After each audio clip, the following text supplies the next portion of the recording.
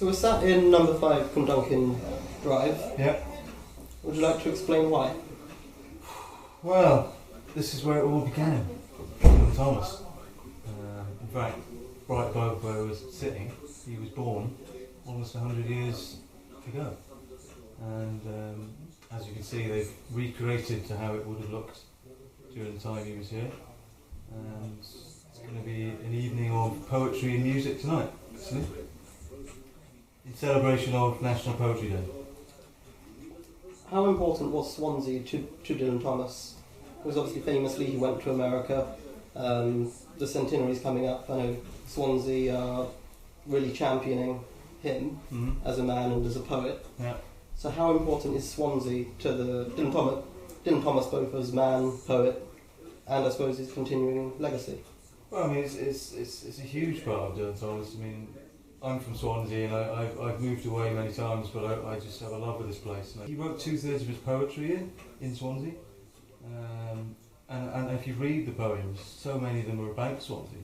You know, the people in here, the scenery. I'm reminded of a couple I met that had actually gone through the concentration camps, and Fern Hill was their favourite poem, and it's one that they continually recited to themselves while they were there, and afterwards. And I suppose in a sense Dylan is one of, he belongs in that great tradition of healers, sort of poetry as a spiritual healing process, in a time that's increasingly more secular. Yeah, I mean this morning Prince Charles actually read Fern Hill on Radio 4, and I was a bit apprehensive about Prince Charles reading Dylan Thomas. So nothing against Prince Charles, but I was amazed that just the words came through. He's got a beautiful voice, and the words came through beautifully, and it was beautiful. Yeah. Which I suppose it's interesting thinking of Prince Charles with received pronunciation, because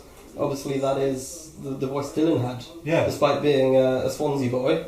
He had that. He inherited that from probably his father. A Shakespeare scholar, the English language teacher. Yeah, he did develop this very sort of British voice, almost theatrical. I mean, sort of similar vein to Burton. I just think the fact that Dylan is still as fresh today as he ever was. I think you can read a Dylan poem now, and it doesn't seem 50, 60 years old. It seems vibrant. And the fact he's been dead for sort of nearly 60 years, I think is quite incredible. I mean, some say he'd finished writing, he didn't have anything left in him. I don't believe that. I don't believe that. I think he would have carried on for quite a long, and then of course the 60s would have happened. It's amazing to think what might have happened. It would have been interesting to see if, as society become less conservative and less traditional, whether his verse become more traditional. Right. That'd be an interesting. We'll never know. We'll never know. My name's Tony Webb, and I'm a local poet, born and bred in Swansea. Being part of this celebration is quite amazing, because I can tell you that during the 60s, 70s, 80s, Dylan Thomas was to a certain extent ignored by his hometown. There is a biblical saying that a prophet is without honour in his own land, and for many, many years the general conception of Dylan was that he was a womanizer and a drunkard, and the town really did not want to know about him.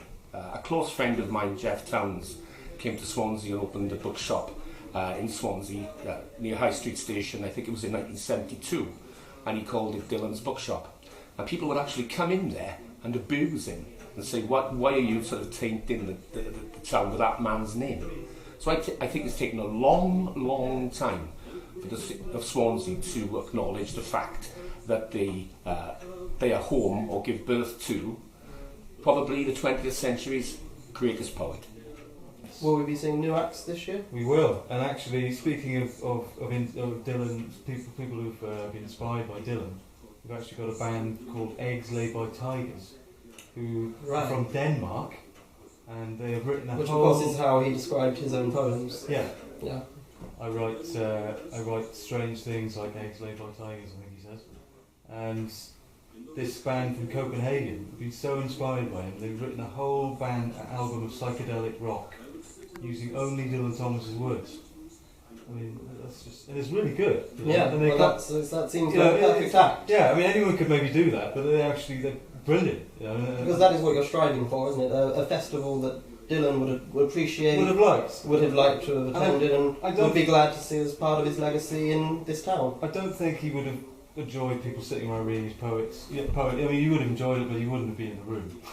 He'd have been down the pub, you know. And I think with most of the acts in the festival, I've tried to maybe just think, would Dylan enjoy this? You know, would he have been in the background, sort of enjoying it or not? And that's kind of always, in every act I've booked, been in the back of my mind, you know. And not every act. I mean, you can't, you know. Who knows? But Dylan would have.